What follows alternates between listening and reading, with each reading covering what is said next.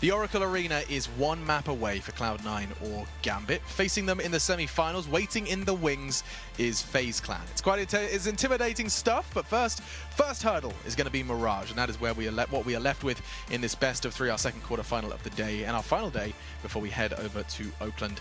I'm excited, I'm sure these guys are as well. We have Sponge and we have ourselves nothing. It's going to be relatively quick because the game is almost ready. But I think first things first, let's just I'm going to divvy up teams each. You'll never guess who gets Cloud9.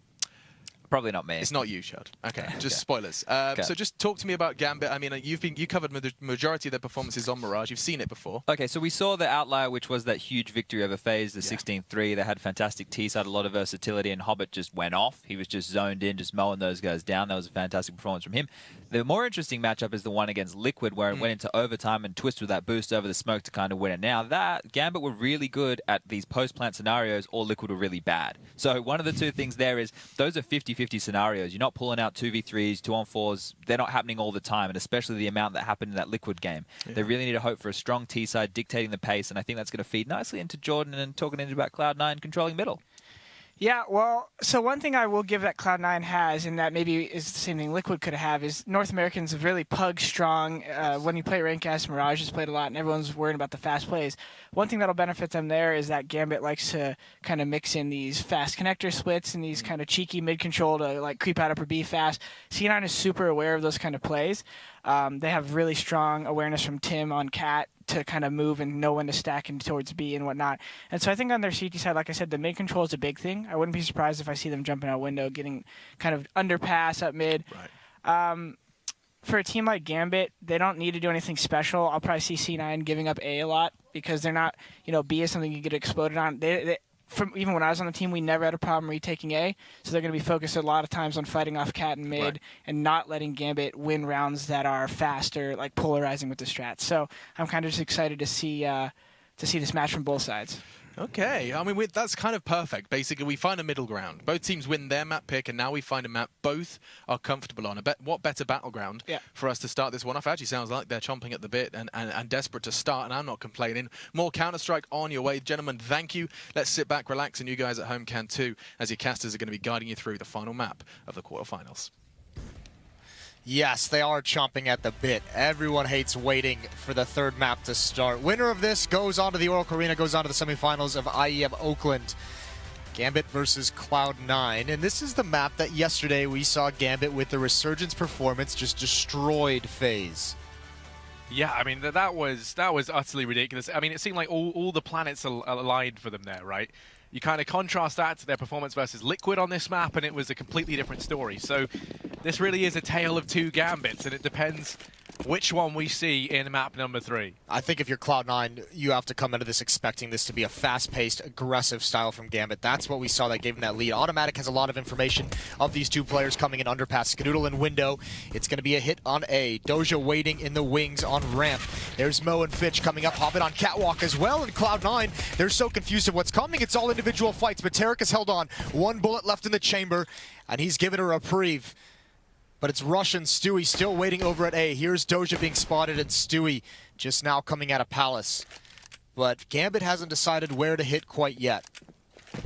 Yeah, I think you were right. I mean, initially, like, it was going to be out towards A, but now that it's a 3-on-3, they have to slow right down. You have Hobbit over on short. Adren's waiting in connector. Doja could run the risk of going down here. Russian Stewie with this crossfire out on the A-bomb site and the aggression from Tarek. Look how much information he's got. The only downside that could possibly come of this is if he misses the timing peak, they are just have to push out towards A, so that's going to be all fine for him. Fantastic, actually. And now Doja has to try and step up, stuck between two players. He's able to open up with one, has support from Hobbit on short, and Hobbit's going to land it. But Tarek brought him up earlier on. There's the denial. And now 1 versus 1. Hobbit emerges. Tarek only just clocks on to where he's come from, and there's 27 seconds left and counting. So Tarek just gonna wait, knows the pressure's on, and that bomb is to go down. Hobbit gonna leave it down to the wire here, but there will be enough time for that bomb plant to come in. Oh god, Tarek's just outplayed. Hobbit is just bounced out of this bomb site. This is incredible. And Tarek is just so far away from this plant now. This is just gut-wrenching if you're Tarek. He let Hobbit have a lot of space, a lot of ability to go get that bomb with plenty of time to book it. Tarek does have a kit to work with, but he's got to be so cautious. And this is all just eating time off the bomb. Yeah, he has no information as to where Hobbit is. There's so many angles to check for him here, and he has to move swiftly. Pushing on in, time ticking away. Hobbit up in apartments, just going to be hiding around the corner. And Tarek going to go hunting for him, forces the issue, and is able to find it. So now... Oh, God, this is going to be so close. If he gets this, Tarek just bum rushes Hobbit. I think he's got it. I think he's got it just in the nick of time. Tarek with the heroic play. He had to just close his eyes and pray that Hobbit was exactly where he was running to. What a brilliant round from Tarek to save the day. First, these 2 kills are huge. But that is so impressive, ignoring all the possibilities of danger in that beat bomb site. I mean, that was played very well. He knew he was strapped for time. He knew he had to act quickly. You can't just let someone sit up in apartments and, you know, abuse the clock on that bomb. So that's the round on the board for Cloud9. They get the pistol. They want to try and get this off to a good start. Already good nade damage inflicted as Hobbit's tagged low. The scout from Skadoodle does find damage in middle, but it's Stewie, the first man to get anything done. The trades come in. Fitch has gotten by. Skadoodle's trapped here, stuck between a rock and a hard place, and he's going to go down as a result. Now Rush. All the pressure's on him as players start to group up and make their way in, but he's overstayed his welcome. He's somehow still alive here, finally dealt with. The bomb plant gonna get denied, and that's massive as Hobbit now finds himself 1 versus 2. Make that 1-on-1. The MAC-10, surely this isn't possible. He's done damage. And Tarek just waits. Just sits behind the box. There's so much riding on this for Cloud9. They need to get off to a good start here.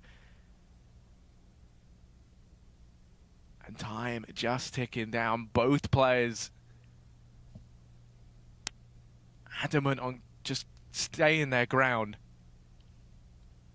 I can't believe Tarek hasn't moved. Yeah, the discipline right now.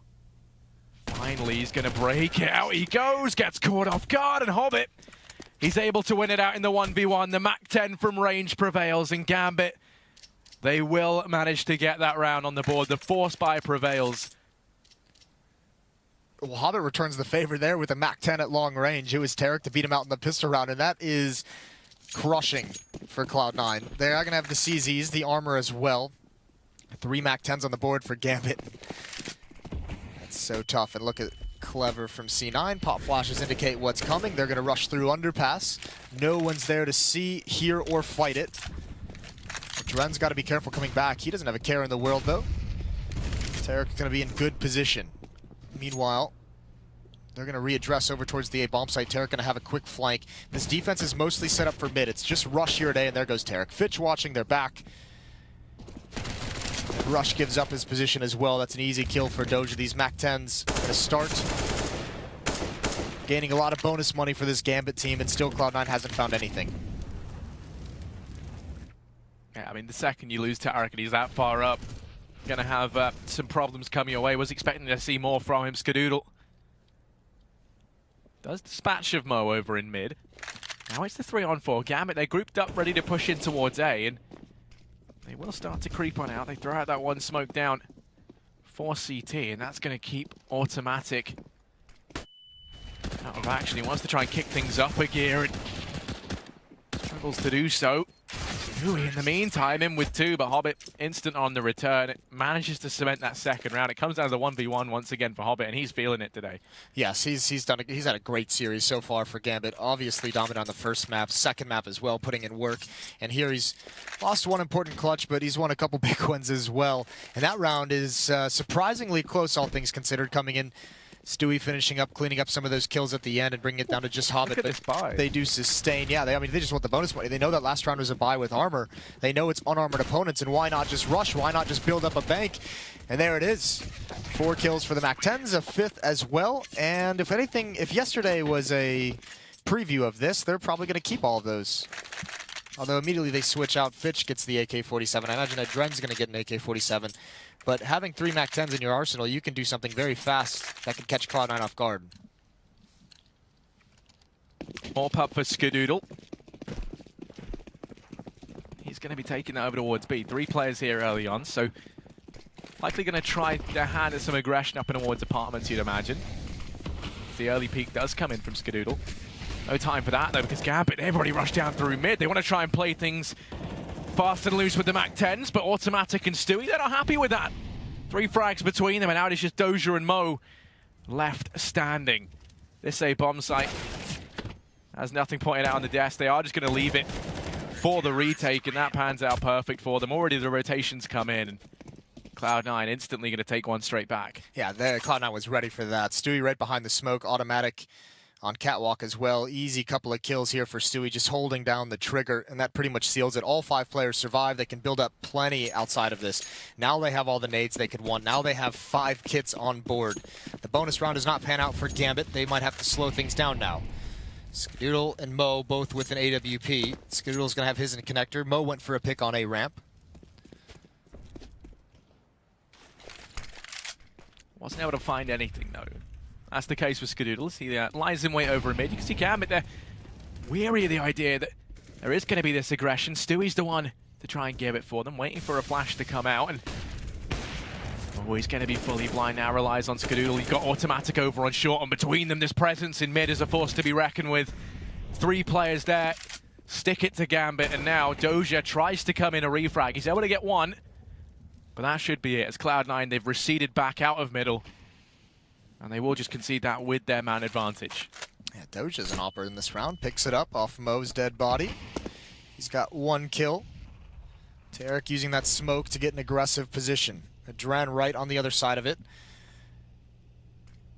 Hobbit's going to go back towards the A bomb site, but the bomb will stick in these B halls. So that can either go through this down the stairs, through the underpass, over towards A, have some kind of a split. Automatic's playing on Catwalk, though, so he can keep an eye on that. There is a smoke on Hobbit. It will be interesting to see where exactly that's going to be used for. Will be used to help his teammates get up? Yes, it will. They're going to boost into window, actually. So no real indication quite yet, if you're Cloud9, of where this hit is going to come from. Doja's alone at the bomb. They want to flank B. Cloud9 doesn't realize this is coming at all. Rush and Skadoodle both in CT spawn. Neither of them have checked this whatsoever. Adren is going to have a big, big kill on Tarek. Yeah, this is massive. They've got no clue. There's Adren. He's going to come pouncing out. Tarek. They can't plant. Time's over. Round's over. Just stay away. If you're Russian Skadoodle, Gambit, a clever idea, but doesn't pan out due to time. It just takes too long to come to fruition. And Cloud9 hold on just barely. It's 3-3. It's all tied up. And now Gambit in a fairly awkward situation when you look at it in terms of how much money they've got floating around. Gonna see the force buy come in. They've got the 2 rifles in play. We had players that were doing on a double eco anyway, so bought down what they can around it. Now, Skadoodle gonna be holding mid this time. Playing it from window, waiting to see if any aggression tries to slip through that smoke down short. But it's actually apartments where their attention is going to have to get refocused towards. Automatics tagged very low over here on short. He only able to get 1. Skadoodle's rotated in, and that was a quick flick. As he's turned it back into a 3-on-3. Gonna go charging in. Skadoodle gets kept at bay. And now it's the man advantage up for Gambit with bomb planted. These are the exact rounds that gave Gambit the advantage over FaZe, as these fast-paced, automatic, and Tarek not ready for that kind of hit over at the B bomb site. Stewie with the flank. He'll find Doja. Doja's not watching this at all. Flashbang is out. It blinds him. Blinds a second player. He can't get that kill. It's Rush's turn coming into the site. He adjusts, but he can't find it. Mo wins that duel with the pistol, and Stewie's got to move fast. He does have a kit. Turns around spinning, but Hobbit cleans it up. Big kill for him, and more props go the way of a guy who just recently was inexperienced, but now he's got it all. 4-3 for Gambit, and I think that's going to deplete most of the money on the Cloud9 side.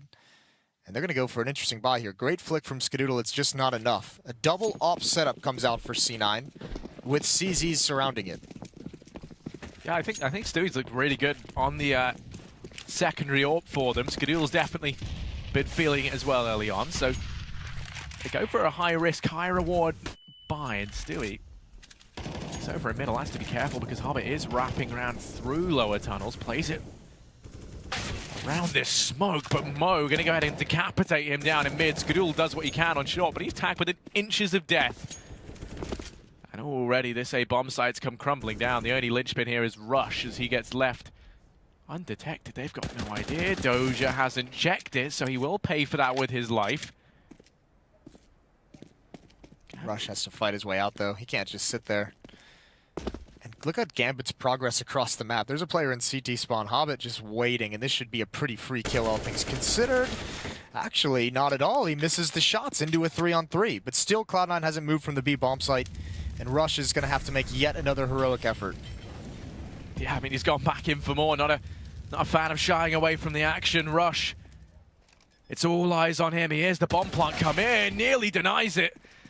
Does find great damage onto Mo, but Adren is there to polish him off. And now Skadoodle, 7 HP in a dream, has rotated into CT. Gambit just going to play this super passively. They know that there's very little on the cards right now for Cloud9, so a save will be in order. Gambit going to be onto a 5th round. Skadoodle keeps the AWP at least. Yeah, that's tough. I don't mind the investment that Cloud9 does there with 2 AWPs. It's tough that nothing comes from them. They've at least salvaged the second one as well, at least for the time being, unless it gets hunted down. But they'll have both of them moving forward, so it's basically going to be an identical round, identical chances to find some kills. But Gambit have a big advantage here. 5-3 on the T side already, and they control the money. And how much is C9? I don't think you invest anything outside. Like, you've already made the investment. You don't buy up on the other 3 players now. You have to get the rifles. You have to get the M4s back. Yeah, they're just going to have to grit their teeth here. Tarek actually going to invest down into armor. So he's the one to take the AWP right now for Cloud9. Going to be playing off the spawn, as he did have that spawn for mid. He's going to go charging up into it with Skadoodle to reinforce, but already a man has snuck on by. They have to be careful. Tarek's able to open up. Now he just retreats, recedes back for a mid. Gambit, in response to this, actually going to start to charge in towards this B-bomb site, flooding their way in. Skadoodle is the first man there. Skadoodle's entire job right now is to make sure no one can get to bench. The leg shot onto Adren. He's going to keep the angle, so he's called out that one has crossed. The other op is over on Catwalk, and Gambit doing a good job at the moment not being punished by either of them. There goes automatic. There goes Rush, and it's just Tarek boosted up who misses the shot. Again, they might have to sit this out, especially because Skadoodle is down. That would be a big kill to get, but Hobbit takes off the head of Stewie, and now Tarek, you'd love to keep this, but it's such a tough position to be in. One pushing Catwalk, you're being surrounded. There's the hit. Dropping down. Patiently waiting for Adren's peek, and spots the arm, gets that as well. Tarek showing off some skills, a well-rounded player, quite obviously. Gonna bail out to the top mid. He might just be able to do this. Fitch isn't close by. And there it is. Tarek saves the op, but silver lining, they've got to get into the winning ways pretty quickly now. Yeah, the one upside there, though, is they have done damage. They keep the AWP. They wouldn't be able to get one otherwise, so that is always very handy there from Tarek, who survived against overwhelming odds. But look at this from Doja. I mean, it was just a mop-up from him. Yeah, that was a very, very dirty round in a scenario where there could have been some danger that came out from that one. So the ops don't do as much damage as Cloud9 would have liked in those couple risky buys they have, but now moving forward, Mo is going to be in Palace with his. No one watching this, and he can just set up in this perch, and he can wait for someone from Cloud9 to wander back into his crosshair. Stewie's there at the moment, and that's an easy pick. Stewie comes right back into it, not prepared for that. A good switch up in positioning for Mo, and a very simple way to find an opening for Gambit. Gambit, they've started to wrap back through T-spawn with that bomb in tow. Setting up for the A play. They've left the Adren all the way over at B. He can try to flank in or head in through lower tunnels.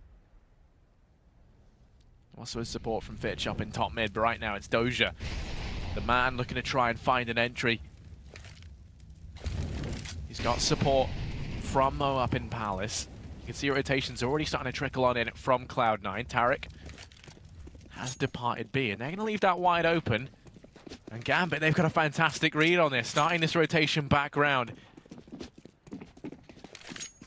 As now they look to refocus. Automatic's the only man over here on B, the only one who's going to have any clue as to what is going on. And he has to buy so much time. Luckily enough, still had that smoke left. Gambit might have to go through that. I think that's going to disappear just under 20 seconds, so they're going to walk through it. There's the flashbang. Automatic with an off angle gets the first kill. Trying to stay alive, trying to buy that time, as you said. Skadoodle does take down one. It's a 3-on-3, but no one is quite here at the B bomb site, so the plant's going to go down. Mo's watching towards Catwalk. Not a lot of utility for Cloud9 to use, and Tarek just runs the gauntlet, gets picked out of the sky. And that kill from Doja is just going to seal it. Rush can't go for this whatsoever. Cloud9's defense is getting battered at the moment all across the map. Whether it's a fast B hit or whether Gambit readjusts late in the round over to the B bomb site, they haven't been able to stop any of it. Yeah, I mean, kind of spoke about on the desk. Usually it's the A bomb site they kind of play in those retake-driven scenarios. They say that, you know, the B site was one of the ones where they find themselves getting exploited a fair bit. Just then you kind of see that, right? They go ahead, preemptively send everyone over towards A, and Gambit off more than they can choose. So now it is going to be a 7th round for Gambit here. Rush is able to save. But that doesn't really give them much to work with here regardless. The extra M4 is going to be nice for the extra firepower, but it doesn't facilitate a buy. They could get lured into a buy. They're not going to. I mean, they're going to go small investment. Deagle Armor, Scout on Tarek. I was going to say, Tarek actually had like, you know, 5,600 or something like that, so they could have picked up an op on him and bought around that and just seen if they could do anything. Not that desperate quite yet. This gives him a chance to have one more really solid purchase with M4s to try and put a stop to this run from Gambit. MAC-10 is back in Hobbit's hands. Still, they have brought together what they can for Cloud9. Is that going to be enough, though, to get much done here? Very lax hold on mid. Quite the opposite of what we've seen from Cloud9. The boost's going to be employed. They stick Rush up there, and that's netted him the early frag. Downrange onto Hobbit, but that's not much of an advantage. They do now have a man up, but it's only a MAC-10 dropped in mid. They have 3 players over at the B bomb site as well. They've obviously been trained by Gambit to fear those B hits, and Skadoodle and Connector with just a P250 and no armor. He's going to be the next one up. Tarek, there's a good scout kill onto a Dren, hunts him down. Fitch has made his way into the ladder room, but Automatic's already got a kill with the Deagle. Even if he does fall here, he's done his work. And Cloud9, they could respond with this one. They could use this 4th round. Now it's just play passive, don't get picked off, force Gambit to commit into a bomb site, force them to commit into a crossfire.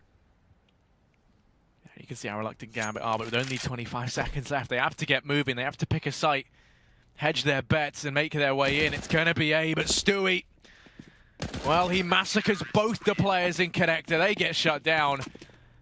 And Gambit, they really seem to struggle up against these 4 spies when it seems like, you know, Cloud9 are playing around with a big disadvantage. They don't have much to lose. That's when Gambit falls short. Once again, same case what we've seen throughout all the maps tonight. And that's that they kind of lose that first man, and then they try to gain back some ground as a result, and then just get punished for it in the one-on-ones. Tactical timeout from Cloud9 as well. They know they cannot get responded upon. I mean, winning a round like that is a good way to just boost your economy in its own right, because they obviously salvage, you know, 3 weapons or so and don't need to spend money on that. But you still, if you're Cloud9, you're still saying in your head, we can win this half. Despite everything that's happened, we can end this 8-7 on the CT side. We can make this comeback happen and give ourselves a lead into the second half. So that's what they're aiming to do. Freeze time coming to an end here. Skadoodle's going to have the AWP. Mo's got one as well. Mo again going towards the A-bomb site. Skadoodle the same thing. This time though, Skadoodle. Rush, well, he falls. Skadoodle's there to get one back in retort. Tries to duck away, damage being done. As rotation's coming round, Skadoodle, what are you doing? He's going to be in with 3. Does get burnt out in his own Molotov. You hate to see it as he goes down, but still he's netted a massive advantage here for Cloud9. They've got the man advantage. They have control of the bomb as it's dropped outside of ramp. And it's a great return to form there in that round from Skadoodle. He'd been bottom of the board. And with that, he started to rise himself up. Doubled his kills in 1 round. You love that performance. Even if he burns himself alive, if you're Cloud9, you are thanking him for his work, because that was a knife's edge away from just losing the bomb site completely. Great mobility from him, catching off the player in Palace and then responding as well. So Stewie's in a tough position, and he's going to get taken down. Cloud9 seems to be convinced that there were players inside of that A bomb site. No one really peering for information. They've gone very passive, and now Tarek's in a tough spot. Cloud9's in a tough spot. They've got to figure out what bomb site they're going to, and in order to do that, looks like they're going to split up. And that's risky. Mo and Adren, they've grouped up over here at B. Tarek is going to be there to get the information. Automatic's moving around to join him. And after the efforts of Skadoodle, Cloud9 do not want to let him down. Tarek remains hidden. There's so little time left. He's forced their hand, peeks into this. He's dropped the bomb, and that could be all the difference. Adren now left 1 versus 2. Has to take the fight, and Tarek, he's going to do it. 1 versus 2 inside the site. Saves the ult forward as well. Cloud9, they're going to be springing straight back into action. You said so yourself. They could still win this out with 8 rounds in this half. And that's what they want. Now they've finally done the damage. And yeah, I know, this replay from Skadoodle was just absolutely ridiculous. You can't even really fault him for it, because even though he's not being pressured when he goes down the ladder, he has no idea. I mean, that's purely playing by instinct and just trying to find your next opponent and then trying to get the hell out. So he runs to his own death and his own fire. Finally, Cloud9, they get to take a breath of some sort. I mean, they're still going against an investment. They're still going against pistol armor, which is dangerous, obviously, and a good amount of utility, but I think they'll take this. Although they can't lose it. They lost, remember, they won the pistol and they lost the second round, so another one of these would be the backbreaker. 5-7. Skadoodle with the opposite window. Doja and Adren are going to make their way through underpass, and the rest of their teammates are just waiting for them to get into position, and there it is. Smokes are out. Stewie, he's got a decision if he wants to play in front of him. They're going to play retake on A, though. Rush is going to be behind his own. Adren and Doja, they're coming up now. Stewie's got to be careful, but he's going to go right through the smoke. There's the bomb down. He's got 2 more. Holding the off angle, finds Hobbit, and above comes Mo to clean him up. Skadoodle's not ready for that from Doja, though. Adren takes him down, so there's some danger here. Late rotation from Tarek. He's going to get tagged low in the process, so he's no use to Cloud9 here. Instead, it's Rush and Automatic inner side of the site, and Doja, he makes things risky. Cloud9 able to get back on top of that situation, albeit just by the skin of their teeth, and that was not much of an investment from Gambit. Now comes the real deal, and this is where the metal is going to be tested for Cloud9. Stewie making that play through the smoke, slows things down, prevents the plant as well. Does leave Skadoodle open on his rotation to players coming through connector, which he wasn't ready for. So the money is not great. They do take heavy losses in that round. 6-7 as they come back. There's Skadoodle right through the smoke, finds the timing. Again, a lot of presence, at least in those B halls, although Hobbit goes underpass. Adren wants to find a one-on-one duel here, but he's forced away by utility. Everyone on the Gambit side, everyone on the Gambit offense is alone. Yeah, no opportunities to trade here. I mean, luckily enough, Doja's able to go ahead and find them that.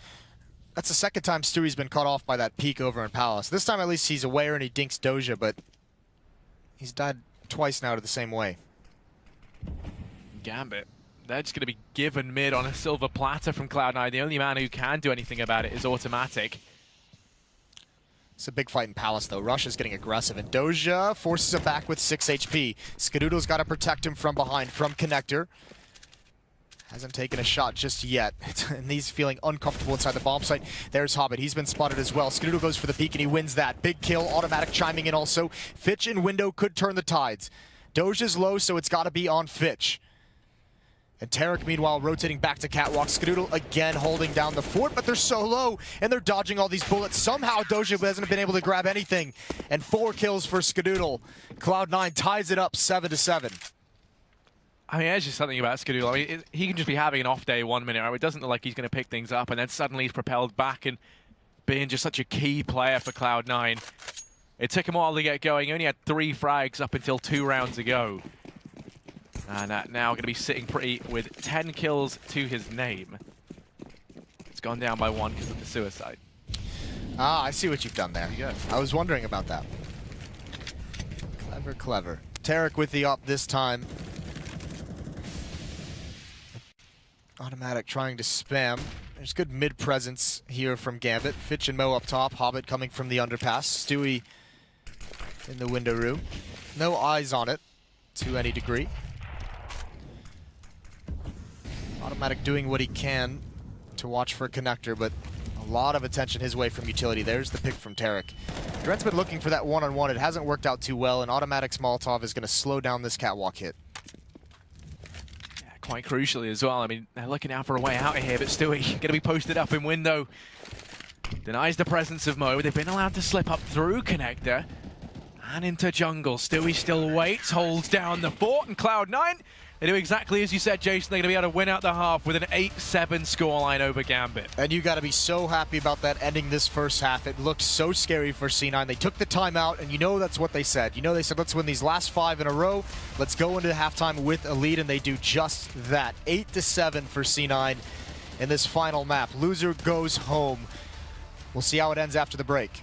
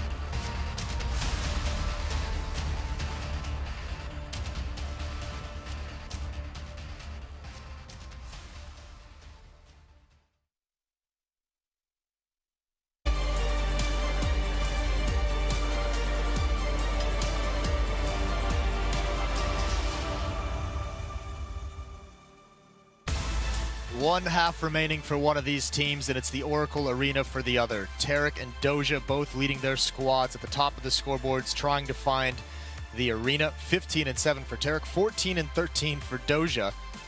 Tarek involved in a couple of those early clutches, but he's had a bit more help than Doja. He's had a couple great rounds from Stewie. Skadoodle's obviously come alive a number of times with that AWP. Cloud9 make a great comeback in that first half. Now they just have to close it out. And for Cloud9, order of the day going to be aggression over here towards middle. They wait and see if Gambit try their hand at aggression. Clearly been watching their demos from the FaZe game because we saw how frequently Adren tried to go for that mid aggression. This time though, it's a more passive stance that nets them the man advantage. There's the man in question down in connector. As Adren and Hobbit between them, just dispatch of this mid play. Rush tries to gain what ground he can over here at B. Doja going to go ahead and fall out of fashion with that because the B bomb site without the bomb is a picnic without sandwiches. Now it is just Skadoodle left. Speaking of sandwiches, he's going to go down there. Rush is left 1 versus 5. That was a great mid setup from Gambit. They were all peaking at different times, and I mean, obviously the early pick helps, but there was just too many Gambit players for Cloud9 to overcome at that range. No utility to kind of isolate them from any different attack, so also really struggled to find one player they could group up on just because there were so many of them to fight. And it's just down to Rush. This is looking like a pistol round for Gambit. Cloud9 won the first one, but lost the second round, so take from that what you will. Right now, I mean, Rush doesn't even have armor to play with, so Aim Punch going to play into this. He's allowed to slip by. They know where he is now with only 30 seconds left. Taking these close duels with the Glock. He's going to do him a world of good. Gets caught, though, in the crossfire, and Gambit, they will secure themselves the pistol. So now, in an ideal setup to actually take this lead, although we have seen time and time again, Gambit, actually both of these teams struggle at, winning out the anti-ecos. And Cloud9 would absolutely love to return the favor here. They would be so incredibly happy for that. 4 Deagles on the board with armor. Skadoodle doesn't invest in anything. He wants his AWP as quick as possible. Dren's gonna cross. That's the fight Tarek wants. He wanted that one shot and it doesn't connect. Automatic with the Deagle has been the man that Cloud9 has been able to lean on to find one of those nice headshots. He's alone at top mid. He's got a scout and window and an M4 to deal with on catwalk. He gets tagged down and just backs away. And now Cloud9, with no utility, have a decision to make where exactly they want to go. And it looks like A is the answer as Tarek starts to probe up. Fitch is back here playing retake, flashbang out. It's going to slow things down. There's 3 players of Gambit ready to defend this A bomb site, though. Without smokes, I don't think there's a chance Cloud9 is able to get into the bomb site. Cloud9 going to try and do all they can with these Deags. Mo gonna peek into ramp. There are 3 players here. That leg shot does some decent damage, and in the meantime, he reads it well. Rush tries to go in and inflict damage back, but pays for it with his life. Now, Cloud9, time working against him. Only 40 seconds left, looking displaced. Tarek started to rotate off. The bomb still waits at ramp. They're going to look to split into this, and that scout is still doing damage. Stewie falls to Mo in mid. The trade will come through. And now, 25 seconds, this push finally going to begin from Cloud9. Tarek grabbed himself the scout. Gets caught off guard from short. Does find some damage to Doja, but it's automatic and Skadoodle left to try and clutch. With only 10 seconds, automatic, a man in a dream, has to knock things up a gear, and this man, he's going to do it. Does find 2. Hobbit trades, but those Deags were fire. I mean, he really salvages that investment from Cloud9, because if Automatic doesn't get those last 2 kills, then, I mean, you don't do as much economic damage as you like. So if you're not going to get the plant, if you're not going to get a chance to win in a post-plant, then you might as well at least inflict that kind of monetary damage in that sense. So nicely done from Automatic right at the end to find something out of that. But great job from Gambit. It's just Glocks they're going against. Automatic actually has a Deagle based off the kills. I think that a couple kills there prompted him to just say, if I invest in one more, I'm not losing money on it. So, nade out. That's going to land right at Stewie's feet, and he's going to burn. You hate to see that. You do hate to see it. They're going to try and run boost over. Oh, but it's Mo there, not with a scout or with an AWP. It's the M4. Doesn't fool him. Not the ideal place to be. Those Glocks can do damage, but here's Doja in with the backstab. A couple of kills come out. Mo actually didn't hit a single bullet on that run boost, so he got real caught off guard by that. And then the follow-up. So, into the first gun round, critical for Cloud9. You don't want to let Gambit start running away with this early and have to make a comeback in map 3. Up into Skadoodle's hands. Up in Mo's hands as well. Both of them with 11 kills, or I guess technically 12 on Skadoodle since he burned himself, as you mentioned. Mo's going to have his towards mid. The bomb, Rush, and Skadoodle and Stewie are going to go towards A. It's a Dren and Fitch playing close up here. They've already got a lot of presence down through mid. Mo's not hitting anything with this AWP, and as a result, look at the positioning of Automatic. He's going to go charging into window, and they've got no idea. Luckily enough, Hobbit tries to get things back under control, but it's Automatic in this position that if Doja keeps creeping forward, he could very easily go down. In the meantime, yeah, it's a huge kill for Automatic to get. Now he's kind of split this defense. You can see they're so fixated on dealing with him. They've had to keep Mo and Hobbit waiting in the wings, and Cloud9 going to start this rotation over to B. Automatic, if he gets in there now, he could clear this site. Hold things more aggressive up towards shop and deny these rotations.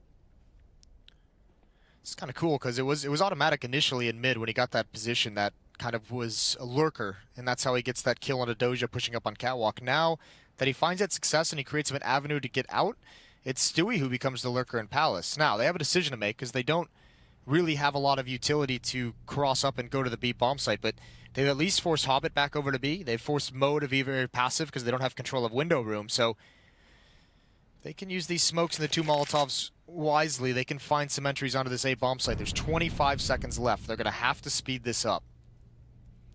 Yeah, time once again, the bane of Cloud9 here as they start to push in. Fitch is able to do one in the Meantime, Adrenaline's death down from CT, and it's a bit of a massacre right now, but Skadoodle, he's a fan of that. The bomb plant will come in. Rush, damage inflicted across the board, is allowed to get the hell out of there, and he's still lighting these players up. Mo left 1 versus 2, has to swap out to the rifle, starts to sneak in, and Rush is able to do it. 3 frags for him as he gets the hat trick and locks down the A-bomb site there for Cloud9. That's an aggressive peek from Rush with low HP. I mean, if he dies there, he's got his teammate Skadoodle with an AWP, an unwieldy position. He's got a Molotov this whole time as well. I figured he would use it at some point, but he just takes the fights and wins. Dinked there. This is the risky play here, but a good shot onto Mo. Big win for C9. They get their 9th.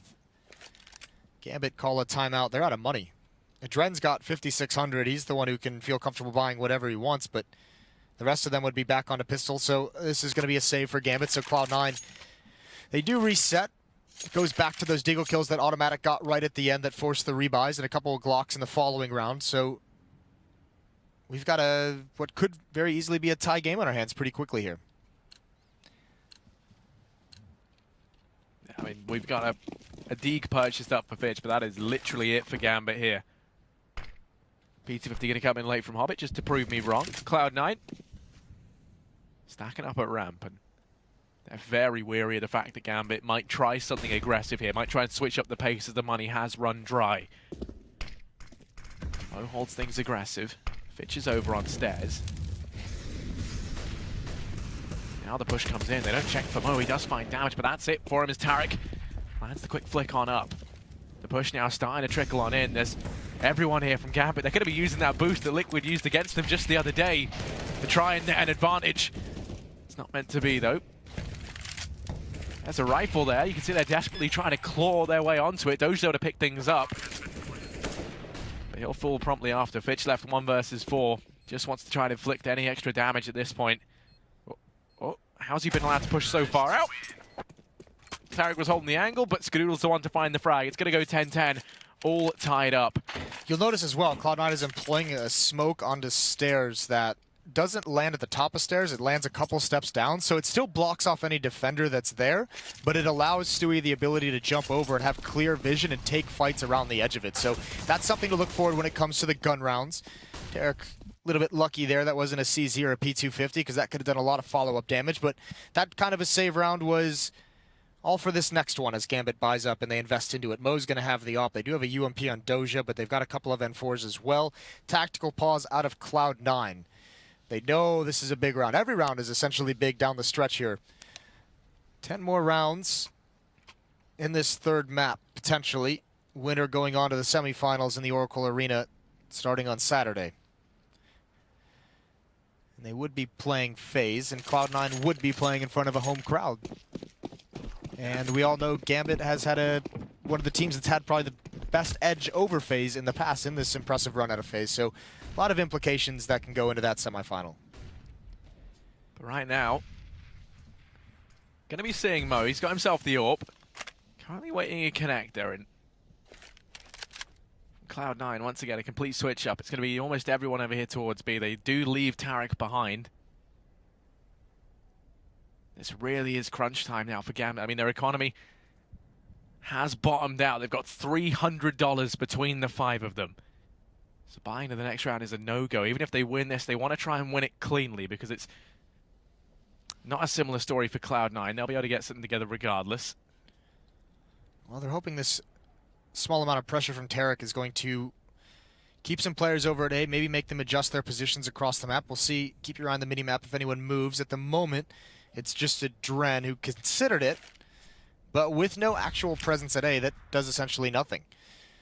So, it is going to be Hobbit and Doja to defend this B bomb site. If the hit does indeed come in there, there's the peek from Adren. They do lure him in like that. They find another way to get him out of position. The flick from Mo doesn't work. He looks like he wants to go for a re-peek. He's got to be careful. There's players up on catwalk. That's Stewie holding the position, waiting to pounce a wall of smokes, and it looks like Cloud9's going to come right through it, and there goes Doja. He's down to Rush, and he's found Hobbit as well, and there's the kill from Tarek, surrounding the bomb site. Skadoodle chiming in on Mo. That is a dominant round. Gambit never saw it coming. Yeah, second they lose the Dren down in mid, you can see the amount of pressure that's applied. Cloud9 just funnel everyone down through short and apartments. Start to split in. The only man who could have done anything was Mo, and he was caught out in connector from the peek out through lower tunnels. It was very well read from Cloud9. They very much had Gambit's number there. And Fitch, desperate to save this M4. That's just so, I mean, it's so many different fakes and feints being thrown in, and for a team Cloud9 that's often described as not being the most tactical team, there's a lot of thought and strategy put into a round like that. Tarek just throws minimal with no presence over towards A. No one even budges. Then you throw the wall of smokes and they execute over towards B. And that forces a Dren to peek in mid just to get the information, because he's just confused of what's happening with utility on 2 different bomb sites. And he's in perfect position to get picked off from Catwalk. And then obviously you have Mo who gets into a fight, and you put a flanker like Stewie into connector, and he can wreak havoc. So great job by Cloud9 of pulling the defense a lot of different ways and then getting players in the correct positions in the cracks that it creates to destroy them. Cloud9, they're very much in the driving seat here in this round. Once again, it's early presence out towards mid. Looking to try and use these rifles at range, but they do have the advantage over Gambit. Fitch, of course, carried the M4 from the previous round. He's going to be waiting over at ramp with it. Cloud9 are afforded control of middle. You can imagine the players here. They're just going to sit pretty, wait and see if Gambit try to force the issue anywhere across the map, and wait for them to make a mistake. Step out of line in an act of desperation.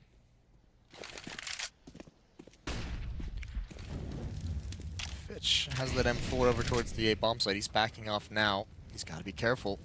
If Tarek turns that corner, he's exposed. Now covered up by the wooden hole. Molotov, and actually Adren peeks into it, so does Mo. The M4 is going to get taken out by Tarek, and he spins around to get a second. That's quite nice. And they've lost 2 players. They now know where Doja is as well, who's struggling to get the AK-47, but he does find it. And his goal is to save that. Oh, he starts moving closer. There's no one there to punish it. So Skadoodle's going to get the bomb down. 12-10 for Cloud9 after this. And they've got plenty of money. They've got 4 players sitting at 5,500 or well above it. Yeah, Cloud9, they're the ones in the driving seat here. A 12th round locked in. As you said, plenty of money. And Gambit, they've been knocked down. Now they're struggling to get back up. It's been 4 in a row for Cloud9. We haven't really seen too much out of Gambit in these rifle rounds. They've had 8 out of a... Actually, no, 11 out of a possible 15 players stay alive for Cloud9. So they've been building up a decent bit of money over the last 3 rounds. Finally, though, we're going to see Gambit back onto a buy in the next. And thanks to this AK being carried forward, they should have enough to get that AWP up. That can be thrown over. That's no problem.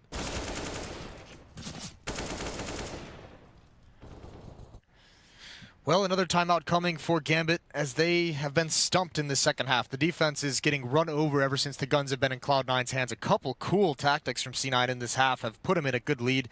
12-10, it's not super comfortable quite yet, obviously, but again, the tough part for Gambit is even with this losing bonus building up, it's not at its full strength just yet, but they're outside of Doja, they're bought out to essentially nothing. 2 players on 0, Hobbit on 50, so tough part is every time they lose a round, they're just pretty much completely reset, which is so heartbreaking. It's so hard to challenge consistently. This would be a huge round. Mo has the AWP. Adren has an M4, but he's light on nades outside of a smoke. Mo's got nothing. But they need some kind of an individual effort to put him back on track.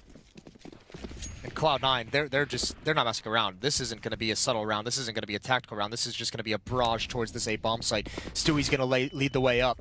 There is Fitch in A spawn, in CT spawn, but he's got nothing. He gets taken out immediately by Tarek trying to get back. Mo around the edge of the smoke. Misses Tarek going by, so Tarek now has control of steps. Yeah, man advantage for Cloud9. Bomb planted, everything going their way. Adren's able to find good damage in through that smoke. Mo, he's dropped down Stewie. Of course, Tarek still resides down in CT. They have to be cautious now. They're going to start to try and make their way in. This crossfire set up between the players over towards Tetris. And Sandwich has to be perfect. Rush comes through, automatic, able to get one. The frags go back and forth. It's a 2 versus 2, and Skadoodle and Rush almost back to back. They're able to make it work. Cloud9, they are unrelenting right now. 13-10. They want to try and close this out here and now. Secure their spot in the Oracle Arena versus FaZe. And Gambit, well, they're looking a little bit deflated. It seems like we're seeing day one Gambit once again. They have to try and scrape something together here to put a stop to this tyranny from Cloud9. You have to like this play calling from C9 right now. I mean, all props to Tarek in these past few rounds. A couple strategic rounds to really throw Gambit off, and then you just go for something simple. And they have a mid-control setup, and that A hit decimates him. Fitch, most inexperienced player on Gambit, gets caught out in the open at a critical time. And now with only 3 flashbangs in the arsenal of nades that you have, it's got to be individual plays, and that one's not going to work. A Dren gets dropped by Rush early, so 1 minute and 20 seconds of a 5-on-4 advantage. So much time. That frag goes in very early on, and Cloud9 now, they can just afford to sit back and relax, but that's not the case. Instead, they're going to start to force the issue into connector. Doja and Hobbit try to employ this boost, but it's been read very well. You can see a couple of players keeping an eye on that. Actually, they're going to start to peel away. The timing's great, but Hobbit doesn't get anything from it. Does find one, but automatic. Posted up the trade. Now the split comes in from Stewie out from apartments. Everyone's blind. It's a disaster on short, but Tarek does pick it up. It's all on Mo. All the way over at A. This round going to be going the way of Cloud9. 14-10. Only an AWP to work with into the next round. It's not looking good. Yeah, and Mo just has to save this weapon. There's no chance of him winning this, and there's plenty of money to go for the hunt if you're a Cloud9 player at the moment. You can see Skadoodle has got him boxed in. Doesn't actually look like they're going to go for it, but that's great. The kills come out, and they just bum rush themselves up catwalk, and by the time all the kills happen on the B side of the map, there's no one even moved from Gambit in A. They're not even close to trying to make that retake happen. Cloud9 overwhelming this defense, and there's not a whole lot of rounds left that Gambit can make these calls to save it. Eventually, they just have to go for it. They just haven't had any good opportunities to do it. 14-10, and again, they're in that cycle of buy whatever you can, which is mostly just FAMASes with light utility. I mean, ultimately, that is not enough, and it's never been enough for this Gambit side. They've been struggling to see those big individual plays from kind of big players such as Hobbit really come through. Right now, it's Doja top of the board stepping up. Of course, the IGL for Gambit, and not usually someone we're used to seeing right up there at the top. Fitch still having a fairly quiet game. He's had a couple of tough rounds on the CT side. The one that comes to mind is just that straight-up execute from Cloud9 where they pick him off trying to jump away from Ticket Booth, and that's maybe some inexperience shining in. Although we did see him at Malmo, his first tournament, where he was phenomenal in that kind of a retake position. Either way, this time it's not working out. It's been 6 straight rounds for Cloud9 on this T side. Once they've gotten the guns in their hand, and now they have the economy to back up any kind of play they want to call out of the book. So Gambit maybe conceding just a bit here since, these half buys haven't worked. They want to have everything they possibly can to fight for overtime. They have an AWP on Mo and 4 CZs surrounding it. And Mo is going to get aggressive. This is what you want to see. If this is your buy coming into it, you tell Mo to go find a kill, go find a pick, an advantage, so that these CZs can really go to work. And while he doesn't find a frag up in the top of mid, he does get information. Didn't see anyone there. No one was holding the angle from Cloud9. It's not going to be a mid presence that we see. Instead, now as this utility just bombards the B-bomb, so that could be enough to pull off a significant number of rotations here, and it looks like it will be a fake from Cloud9. As that bomb doubles back, Rush and Tarek try to sell what they can. We haven't seen an over-rotation. The lack of anything here at B. It's going to come, because Rush and Tarek are about to redo and execute at this B-bomb site, and I imagine they're going to hit it, and that's going to pull a lot of rotations, especially if they get just 1 or 2 of these kills. And that'll be perfect for automatic Skadoodle and Stewie over towards the A. They're in Palace. They're waiting patiently. Now they're lining up these smokes and flashes. In they go, as you say. Now they look to sell us, make it look like they're double fake. And Adren, well, he's going to peek into Palace. He does take one with him. That's the information gained. And these rotations are already coming in from Gambit. The bomb plant will get denied. Fitch able to pull that one back. Skadoodle's up in Palace, completely out of position. Tarek falls up on the boost, and Skadoodle He'll go down shortly after Gambit. They managed to get that round back under control and get an 11th round. That's got to be worrying for Cloud9. You try and throw a fake in here on Gambit. They've worked all to this point, but not that time. And it's just the decision of Adren to push forward instead of rotate away. His idea to flank through Palace. They find the bomb. So all the rotations going to the B bomb. So you can see, as soon as he gets the kill, we're not going to see the replay, but as soon as he gets the kill, the rotations just stop.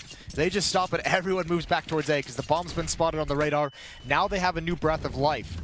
Adren behind the smoke, he's going to make a play, but it's shut down by Automatic. Mo is in connector, he picks off Automatic, he can't recover in time. That's Terra continuing the pace, and Skadoodle now finding Fitch as well. The A bomb site is lost. Even with a chance, Gambit cannot stop this Cloud9 attack. Yeah, Doja's done what he can to try and rein this one in. Oh no, this is really risky. Oh, she's going to get away with it, but you were kind of gritting your teeth there, unsure as to the fate of the man. Right now, Doja and Hobbit left in a very tricky retake. Doja's tag low. Hobbit does have a decent bit of utility to try and work with. Starts to throw in the barrage. Skadoodle and Stewie with this crossfire that's going to cause them so many problems. Rush gets found. Hobbit's been tagged low, and then Skadoodle finishes him off. That will be a 15th map and series point here for Cloud9. Oh, that's tough. Smoke just popping up, and Fitch was seen right before it plumed. So great job by Skadoodle reading that through the smoke. Yeah, this is last-ditch effort for Gambit, but here's the cool thing, is because they won that previous round they won was with all CZs, and they pretty much upgraded 3 or 4 players. They have plenty of money. So last-ditch effort to switch into a double op setup. Hobbit's got one, Mo's got the other. Cloud9 again. This round it looks like they're not going to do anything fancy. Tarek is going to be at the back of mid playing passive. 3 players poised on A ramp, and Stewie and Palace. But Hobbit, Fitch, and Adren are all here. Yeah, they ought to be walking into the more stacked of the two. This is it from Cloud9. It all accumulates down to this moment here. They want to try and close this out here. And now. Stewie waits. Weary of that aggression we saw from Adren earlier on in Cloud9. They get cold feet potentially. They're going to start to rotate players away. Leaves the bomb there, so still the opportunity to head in towards A bomb site, but it looks like they might try and focus on mid before they commit to this. Mo's got a great angle though. If he doesn't get flashed off this, he does. Cloud9 very aware, and then he loses the battle to Tarek. Just a side swipe from that AK-47. Mo can't even react, and there goes Adren. He responds with a push, and it goes nowhere. Fitch is alone at A, and he's gone, and it looks like Cloud9 has done it. Oh, Hobbit though wants to try and prove you wrong. Bomb plant still yet to come in. Doja trying to lock it down with the AWP from short. Bomb will go down. Doja's held back by that smoke, and for the time being, Hobbit is all alone in CT. Smoke fades, Skadoodle's on the other side, and now Hobbit 1v4. It all comes down to this. He's been on fire today. He's able to get the first, starts to make his way in, but Skadoodle and the rest of the gang hold the angle. Cloud9, they will win out the series 2-1. 16-11 on Mirage. They managed to get the job done. And it all started with a huge comeback in the first half. They were getting battered, but Cloud9 in that second half was strategic. And they've done it. They're going to play in front of the home crowd at IEM Oakland. We're going to send it over to the analyst desk for the GoDaddy recap. The GoDaddy post-match breakdown. Cloud9 performing on North American soil for the North American crowd. It is locked in. They'll be meeting FaZe in the semi-finals of IEM Oakland. Gambit to fall as well, and a full 3-map blockbuster. Got myself Sponge and nothing. I think we'll just kind of go in relatively chronological order to try and decompress and understand this map fully. Mirage, we already acknowledged in the pre-match chat that this was going to be the balanced map. We had, each team winning their map pick relatively well. This was our middle ground, and did that represent it? I mean, the score does, but did the gameplay? Yeah, I think so. We started off with Cloud9 being 7-3 down, something along those lines in the first half, and from that point, they really had to grind out rounds. It looked like Gambit were probably going to run away with that first half and put up a really dominant scoreline, but I guess it was individual plays which got the Cloud9 guys in some risky decisions. You see Tarek pushing up mid with the AWP, which is, it doesn't pay off. Skadoodle getting Mo through the mid smoke, lots of stuff like that you can't really count on, but those are the things that Cloud9 are able to pull out of their back pocket because they have such explosive players. the comeback on the first half really set the tone going in the second. To be able to win that 7-3 down, get 8-7 at half, that's fantastic. You know, that shows the mental resilience and the change in Cloud9. And Jason's observation, Jordan, was that Cloud9 looked tactical, strategic on their T side. They looked well structured. It was, I mean, there was, you know, you actually were helping us in a great deal in actually understanding what we were watching when we were sitting here. Myself and Chad kind of, you could observe that there was something new afoot for the T side. I mean, round 21 is a great example. Yeah, well, I think we're going to pull it up because one thing I noticed with it was that, so this is a strat we used to model after Virtus Pro here with the double fake. Now, this goes back to what you were just saying about C9 having good strategies on T side. We had it when I left. I'm not surprised they still have a lot of these strats because they're powerful and they're hard to stop. What's basically happening here is they're going to throw 2 smokes at B and look like they're going to hit it. And it's kind of like a double fake because they do a second wave, but at the same time, they do a little pressure up connector so it looks like it's an obvious normal fake and you're going A, and then they kind of split up cat. And then, you know, we're going to look at something after, but for now, let's focus on this and what it causes the CTs to do. So they're forced to basically respect the B hit. And if you see the blue dot on window right here, this is exactly what Cloud9 wants. They want this guy to clear mid. To see that it looks like they're going up connector right here. See, now move. Now look at the guy B. The second guy B is moving through market right now. And boom, those 2 guys now have a 2v1 at the one guy B. So they're now able to capitalize on the site. Even if the trades went unevenly mid and it was a 4v4 right now, this is still an opportunity to get a 3 versus 2 in the after plant, which actually it even went better. And they got the 4v2 to the 4v1 and they win. It's fantastic that Cloud9 are able to do this, right? And they obviously identified the fact of what we were talking about, that Gambit love playing from the sites. They love to play those turtle setups, and they give a lot of respect and don't play too aggressive for too much information. When that happens, you can execute time and time and time again, and you really saw Cloud9 reaching into the depths of their strat book and just throwing everything at them. It was great to see. And it's so crazy as well because you can see evidence of that same strategy being, you know, deployed again. In fact, we can look at round 25. We were watching this one, Jordan. You were like, "Here it comes again." You kind of almost call it to the T. So with this one, it's the same concept, but in this case, so right before this happened, actually, so before the 3 walked palace, we didn't get to see it on the replay, but they threw the same double smokes B, and a lot of times, so this didn't actually work out. It was a great play by Fitch at A, and everyone to kind of pull this off. But what really happens here is by C9 doing those same 2 smokes, you have no real info when you're on CT to know if it's a fake or not a fake, so everyone's forced to hold their ground. So in this case, C9 expects one guy to be A, but there, Gambit did a good job. The guy was close palace. They weren't expecting that. They expected more of maybe a passive hold. But it is a kind of cool thing that C9's done for a while, and they can keep doing it because, you know, Chad, when you're on CT there, what can you say even if you know C9 runs that? Hey, guys, hold your spots. Yeah. You know, you can't. You don't get much out of it, so that's why it's a cool strat. And something that was very interesting is you get to see reactionary strategies, Chad. I mean, we're actually going to take a look at the round after that failed execute double fake. We've seen what it looks like when it works. This is when they mix up the pace. So this is a fast connector split. I don't mean to cut you off, Chad. I'm really excited to talk about this. What do you say? Get stuck into it. Go on, stick it. Get yourself stuck in. So C9, we loved doing this when I was on the team. So he's going to run through the connector smoke right there with a flash above him. The reason this strat is so cool is 1, it works even when they're not expecting it, and 2, C9 always calls it when they lose like a close round. So I might be giving away one of their hidden secrets, but whenever they lose a round they felt should have went the other way, they love shoving this strat down other teams' throats because it's one thing that even if you know it's coming, any one person on CT collapses and the whole kind of CT side is now a step behind the pace of the Ts. So did you have something to add to that, I was just Chad? going to say to everybody that you made a note that this isn't a Tarek call. This is going to be the call coming from either Stewie or Tim. Yeah, right I'm like 90% positive Tarek did not call this strat just because this is kind of a concept that we brought from before he was on the team. And it's just cool to see that C9 isn't too rigid and they're still kind of following their comfort zone with what they like to do. Yeah, but it's not something that we get to talk about all that much because, I mean, rarely you have that level of insight. Sure. It's hard to get. You're never going to get unless you've been playing with those group of players.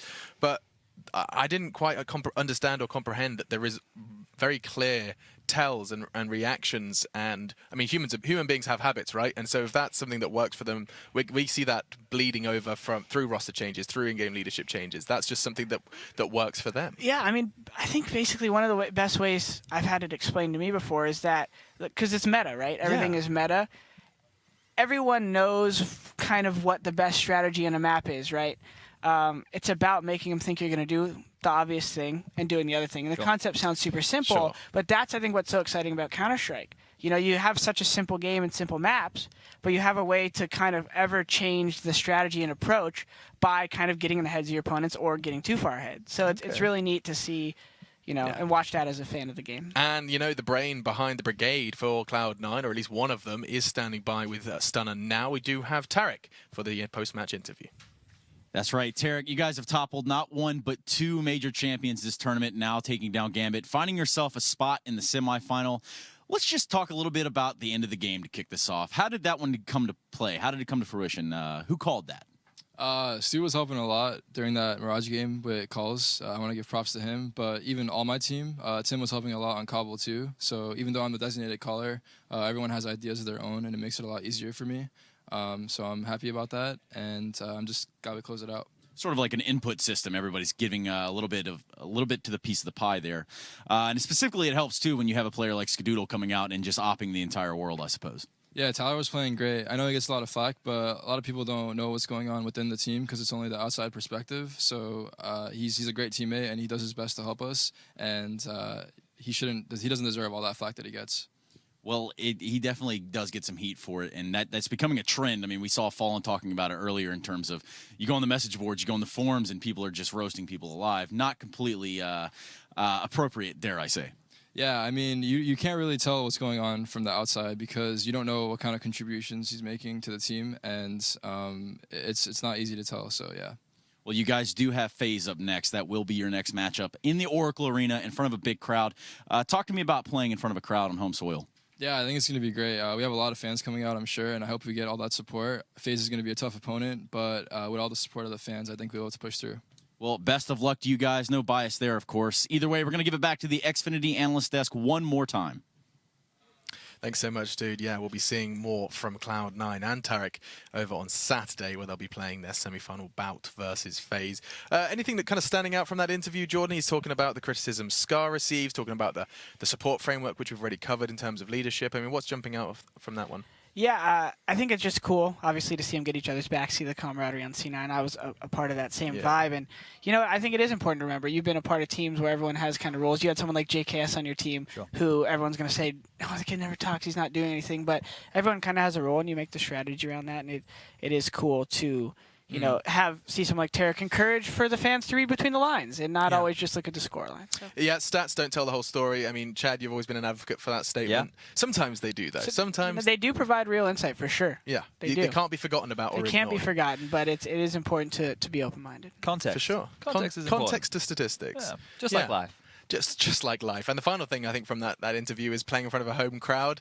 There is something special, Jordan. You can attest. I'm sure that's probably one of the things you miss most about having that mouse and keyboard in your hands. It's a feeling that you don't really get to ever want to be away from, even when I'm not playing right now. So sure, I might not miss the traveling. I don't really miss sometimes the rigorous schedule, but whether it's ego or whatever you feel in front, whatever is being satiated, when you're in front of a big crowd and you win those big moments, like they will at Oracle Arena, it is so you can't put in words. It sounds cliche, but it's epic, man. No, I totally believe it. I mean, SK got it over in Brazil. The North American teams, when they get it, I mean, that crowd is nuts. There's going to be USA chance for sure because Cloud9 have locked themselves in for the semifinals. We'll bring up the bracket. It'll put it into context as well as to what's ahead and what we've already witnessed. Optic unable to make anything happen versus SK was our first quarterfinal, and we have just seen Cloud9 in a full 3 manage to get themselves the spot in the semi. So FaZe, Cloud9, Ninjas in Pajamas, SK Gaming. I think we first have to talk about Cloud9's next opponent because it doesn't get much more challenging than FaZe Clan on the big stage. Yeah, we saw that in New York, Alex. That was a bit of a drubbing, right? FaZe at that event were on fire. They were blistering and going up against the Cloud9, who've worked really hard at this tournament. They've had to pull out a couple of big victories.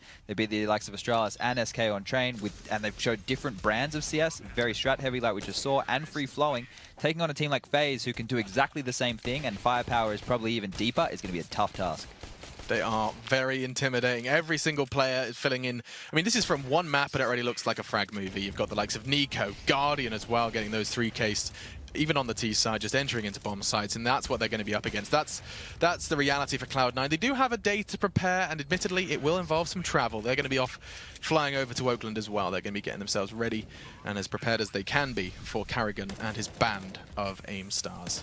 These guys are the creme de la creme of Counter-Strike, and they are waiting in the semi-final. You'll be able to see them if you do join us in the Oracle Arena for IEM OAKLAND 2017. On the other side of the bracket, Ninjas in Pajamas locked themselves in slap bang straight into the semi-final.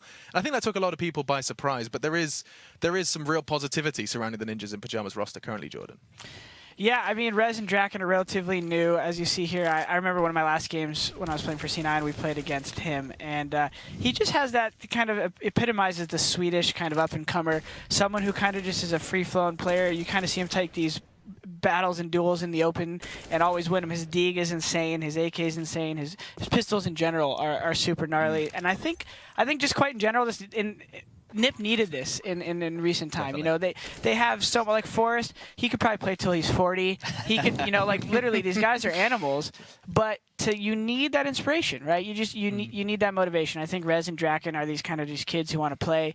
But that's it. They want to play, and they could do a lot of it. So it's exciting to see that with the old NiP faces. Absolutely, though. They needed that start, needed that Rez who will be playing on that big stage. Long time coming, and they're still coming into their own, Draken and Rez, and getting to play on a big stage once more.